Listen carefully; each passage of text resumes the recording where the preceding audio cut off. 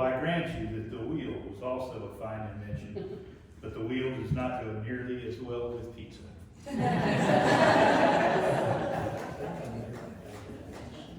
Shall I read my bio that I got from you, or you want to tell them that yourself? Go ahead, please. You go ahead. Okay. You me, no, you me. Ryan Miller has been involved in ministry since 1998 and has worked as a youth and family pastor, campus pastor, missions pastor, and church planter. He served as the director of Denver Brew Theology before recently moving back to Texas, where he now runs the Waco Brew Theology chapter. Where's the next meeting? Bear arms. Ryan is a licensed minister, seminary graduate, and enjoys quality craft beer and meaningful conversation within genuine community. He's also an avid San Antonio Spurs and Dallas Cowboys fan. The Faniac leads Burnt Orange, hometown Austin, and Green and Gold, alma mater, Sycamore, in the college fandom world. And I'd like to tell you that I came to Waco in 1969, and not only were there no brew pubs, there wasn't much of anything. So now we have what, 5, 6? Right?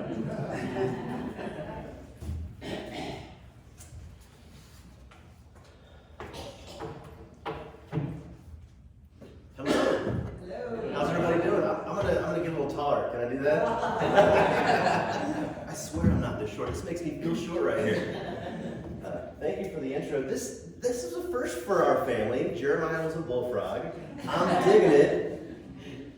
Inside out. What else you guys got? Beer in church? It's phenomenal. So it's really an honor to be with y'all in this space, and I'm going to introduce myself. And as I do that, I want us to kind of stay in the same lane with our theme today. So as I begin to tell you about some of the people, the experiences, and the spaces in my life that bring me great joy, I want you to be thinking about the same in your own life.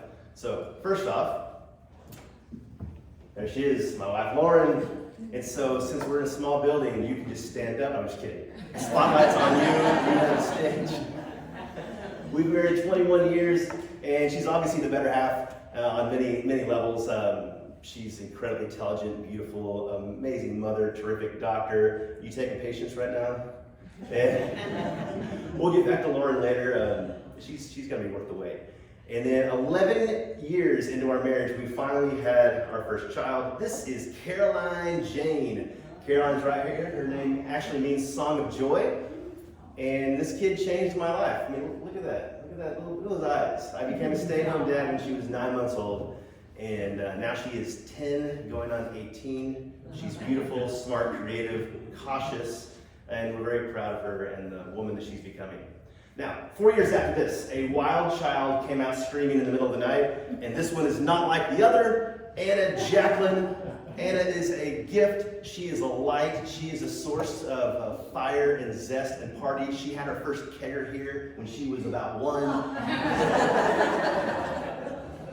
Anna is also cute and cuddly, and she gives the best nighttime blessings, don't you? So these are my people that bring me great joy. Now, experiences. I think we all have great experiences that bring us joy. First, all things sports for me. I'm a huge sports fan. And here is a picture of my dad and I at the 2021 World Series. Bucket list. Any other Stros fans in the house? No, Stros fans. Are we Rangers fans around here? Okay, a few of those. And there may be some few Yankees around here. I don't know how that works. But, I don't know why I have to tell you all this and show you this, but here's a place that sucks away my sports joy. There it is. I just got it. Now that I have the platform, it's Kyle Field. Now my brother went there. My oldest is thinking about it maybe at some point, and I'm like, it's okay. It's a good school. Just leave the maroon at home, and we'll work out that will later. And you can shatter my heart in a million pieces. That's okay. It's fine. Now, there are some faces of experience that bring us all joy, but for me, another one is holidays. And I know we're thinking it's Christmas season, but I'm a Halloween guy. I love trick-or-treating, dressing up. Who doesn't like to be a mermaid with their kids? So holidays bring me great joy. Now, spatial joy is important for us all. One space that brings me great joy, as no surprise to you all, is a good pub. Pubs do knock down walls for raw intimacy to occur for people to be themselves. And I know you guys thought you were going to hear a sermon about beer today. And I don't really have much except for I could bring my kids up here and we could do Tom Snyder's song. You know that one? B-double-E-double-R-U-N, beer run. No? B-double-E-double-R-U-N, beer run. All you need is a 10 and a 5 and a car and a key or a sober driver. B-double-E-double-R-U-N, beer run. That's a good one. My kids can sing that with me. That's all I got on beer, but I am the founder and the co-director of Brew Theology, where we create interfaith communities through theological discussion. Everybody is welcome and affirmed. And it's like your doctrine here, that love is the doctrine of this fellowship. That's basically how we are at Brew Theology. So that word of yours brings me great joy, just knowing that we're all in one accord there. Next, now this is going to be a little cringy for some, but for me, this is a stage of my life that meant a lot and still does today. Baylor University. I transferred from UT Austin as a junior, went to Baylor. That was my beginning of my radical shift down some, now I'm a bit of a mutt today, if you will. Maybe some of y'all can relate to that. But Baylor, I changed my religion. I changed my religion a lot. I changed my orientation from film to religion. And then I started doing inner city ministry. I met the love of my life. And our life has never been the same. So here we are 2 decades later in Waco, Texas, a place that strangely probably brings a lot of us in here joy, being in Waco, being surrounded by Baylor. Now, we're going to dive a little bit more into joy today. So first off, we have to ask the question, well, what is joy? Well, in the Hebrew, because I like the Hebrew language, the word is simchat. So you got to do a little flip in there, and it means gladness. Joy is also a gift. It's derived from the Greek word charis, which means grace. So joy is a gift of gladness. But when it comes down to it, it's really hard to define. It's not until you experience it, until you intuitively know its presence. And the 13th century poet Rumi, he said this: when you feel a peaceful joy, that's when you are near the truth. So then the question becomes, well, how do we know when we're near the truth? Ultimately, joy is an immediate response in the brain by the release of dopamine. Okay, dopamine is this place that activates that reward center in our brain, and what it does is that we seek out these behaviors that bring us pleasure. So social media likes on the internet, dopamine. Romantic intimacy, dopamine. My daughter riding the 1-cent pony at the grocery store, dopamine. That's pure joy for a parent, the only thing that is a penny these days. Going to Disney World and seeing the Millennium Falcon with your kids, dopamine. Rooting on the Dallas Cowboys, sometimes dopamine rush is happening there. When it comes down to it, we're no different from dogs. My dog Rosie here, she's very highly food motivated, and so am I.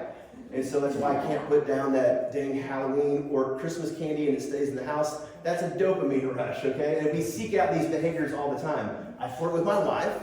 Sometimes she flirts back with me. That's a good thing. Dopamine rush. I tell my dog to sit, give her a treat. Dopamine, okay?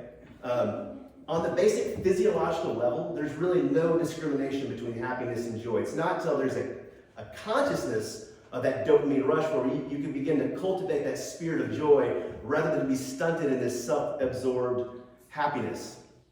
I don't want to make a big dualism here, but I think there is a little bit of a distinction here, because joy is more about genuine connection. Joy makes the distinction, your disposition over acquisition, your posture over possessions. It's about the interconnectedness of life, the interdependence of life, that I am I because of you, you are you because of me, we are we because of us, and this is about connectivity, or the lack thereof. Now, the Dalai Lama makes this statement.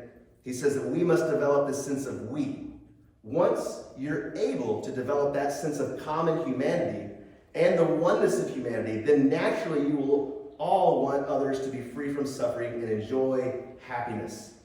The desire for happiness is a natural instinct shared by everyone. And you see this practical posture in this Buddhist ethic called mudita. Anybody heard of mudita? It is sympathetic joy. It's appreciative joy. It is that posture of, this is goodness happening for you, so let me lean into that and be happy for you. This is about getting rid of this greed, this envy, and it's saying, you're doing well, then I am doing well. That is what mudita is. It's about connectivity.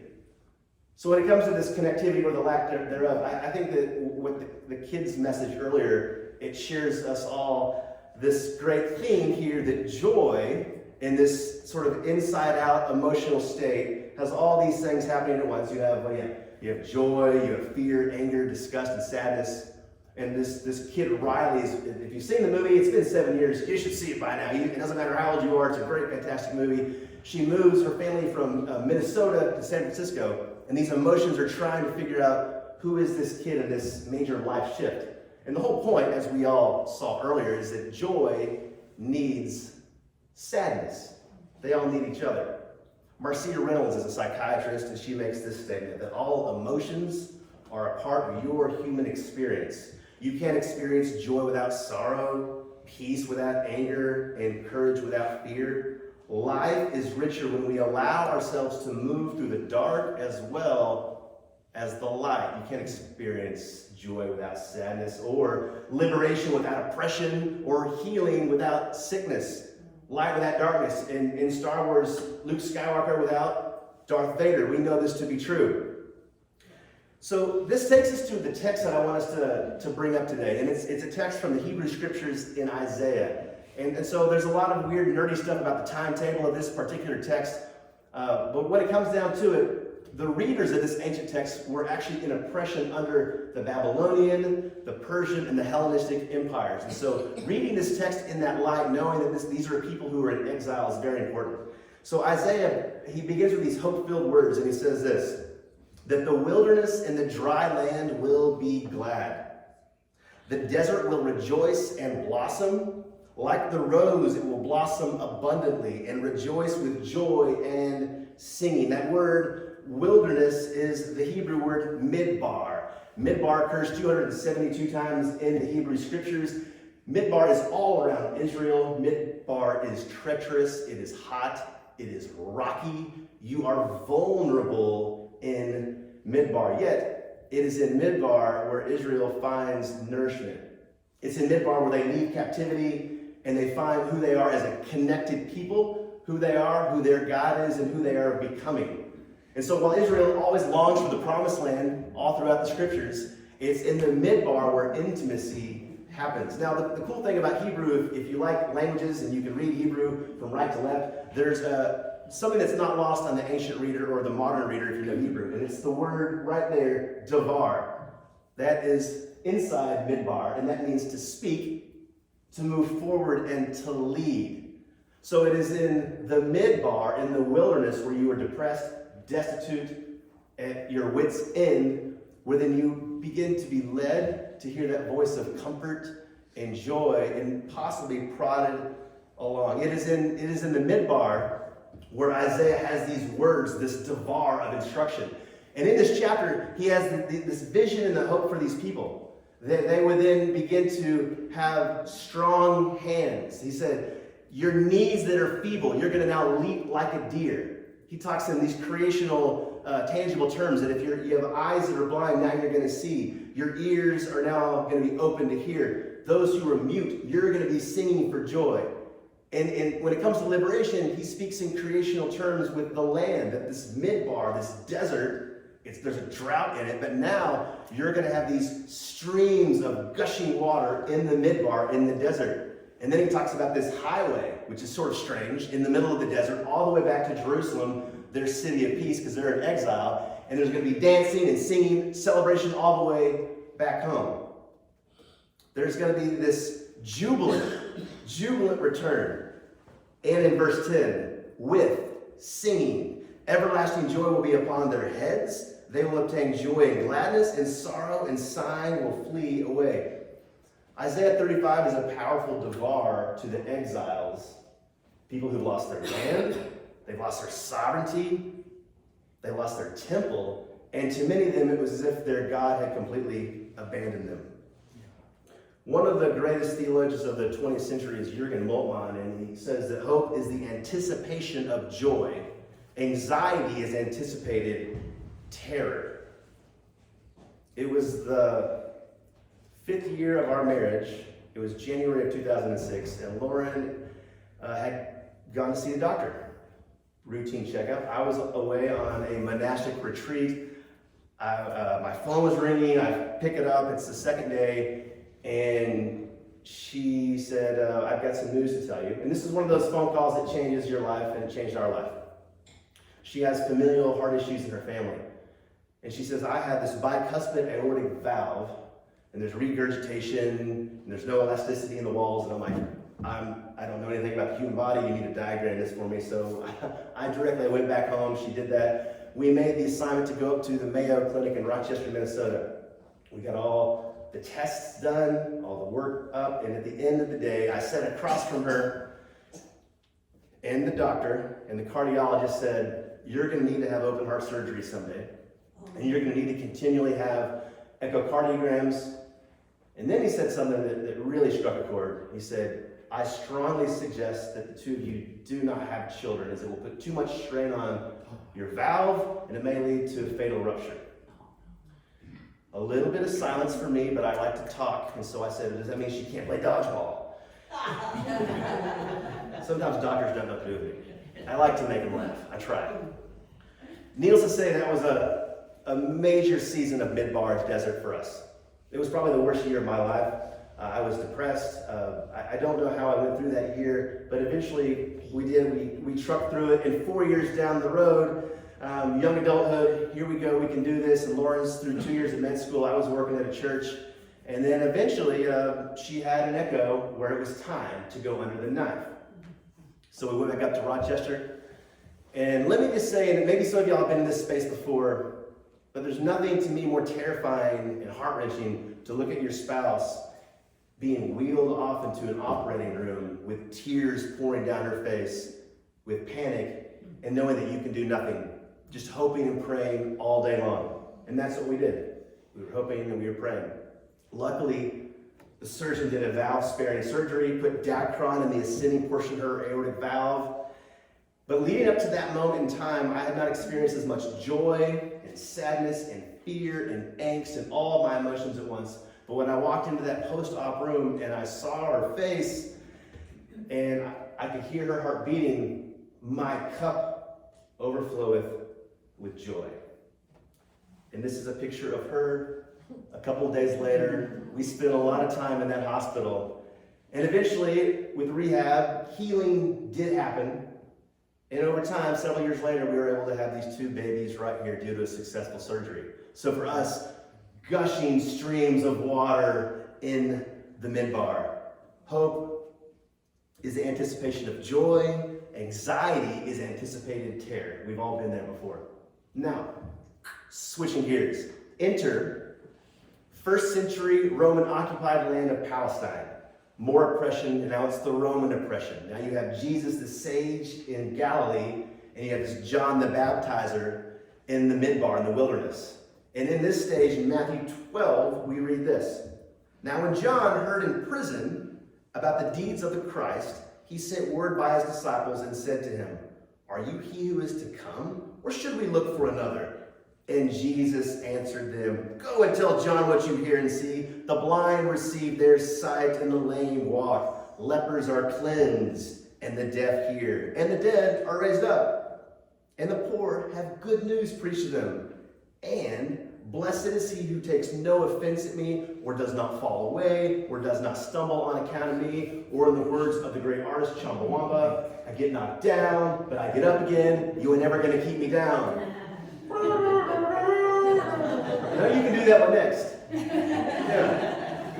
So the Rabbi Jesus is quoting Isaiah 35, but he's also quoting Psalm 146 because the Jews in this time, they knew the entire text, the library, the hopes and dreams and the fulfillments of their promised land. And so you look at this and you're like, this sounds great. Jesus is preaching this great message, but there's something missing. And it's missing for a reason. So you say, well, Ryan, what's missing? Right here, the blind see, the lame walk, lepers are clean, the deaf hear, the dead are raised, and the poor have good news preached. But what about the prisoner?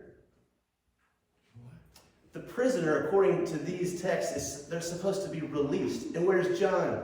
John is in prison. You see, this changes things, and it moves Joy to this new place where it gets a little bit deeper. Liberation is happening all around John. Look at all this. Great things are happening to all these people, but what about me?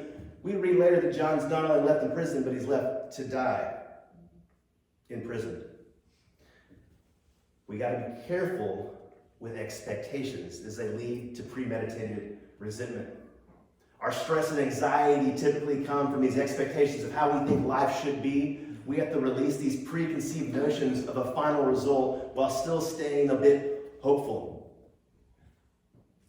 This is the trickiest part because what was true for John and Israel is still true for us today.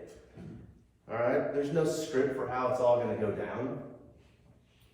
I've had a couple friends, and I'm sure you have too, die of cancer. Young adults leaving their spouse and young children behind. The cancer may come back, like it most recently has for my sister. She may get a divorce, like it most recently has for a friend. The racism may continue, the homophobia may persist. He may leave, she may cheat. They may get a raise, you may get fired. They may have a miracle baby, and you continue to have miscarriages. Theologian Willie James Jennings, I think he said it best. He says this: I look at joy as an act of resistance against despair and its forces. Joy in that regard is a work that can become a state, that can become a way of life. Lasting joy teaches us to reframe our expectations. We don't give in to cynicism. We don't give in to hate. We don't let the haters get us down. We don't let the Debbie Downers, those who come to steal and to kill and destroy and to take that joy away from us. Because, guys, cynicism's easy. I think we all know that. But it's downright lazy because it lacks real depth. As the Saint Swift told us all, and especially the kiddos, haters gonna hate. Baby, I'm just gonna shake it off. So the question becomes, how do we cultivate joy in Midbar as we end this session together? Cultivating a spirit of joy, it's about reframing our expectations. It requires patience, perseverance, and perplexity. I'm going to give you one thing that I think that you're going to remember, because I know that most of you will leave here and you may just remember, hey, there was a guy talking about beer and joy, okay? You're going to remember this one.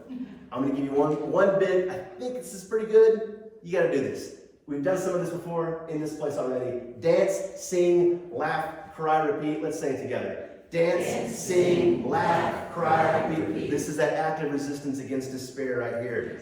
When's the last time you danced? And maybe you're like me, some of us, we got to keep it up here for a little bit until we feel a little bit looser.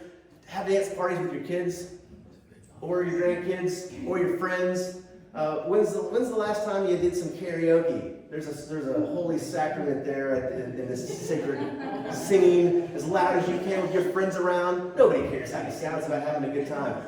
Laugh at yourself, because life is a bit short. Cry. Let the tears go. Let them flow. Don't hold them back anymore, as Elsa said. These are important things for us to do. Celebrate the interconnectedness of life with these people. One of my favorite rabbis, Brad Arson, says that joy that's not shared withers. So with this open heart that's also broken, I think it's important for us to do these things. So the question becomes, are you struggling with joy? And if the answer is yes, that's quite normal. Just maybe add a couple of these things to your list when you can, and do this with others. My friends, joy is experienced in the wilderness, the midbar of life. It is in our posture of active resistance against despair where we find that gift of joy. Joy has grit and teeth and fire in its bones. Joy is a deep well filled with troubled waters. Joy makes room for anger, sadness, fear, and disgust. An open and joyful heart is also a broken heart. So may you find that voice, that devar of comfort and joy in your midbar in the wilderness, and may you radiate joy in the days ahead. Thank you.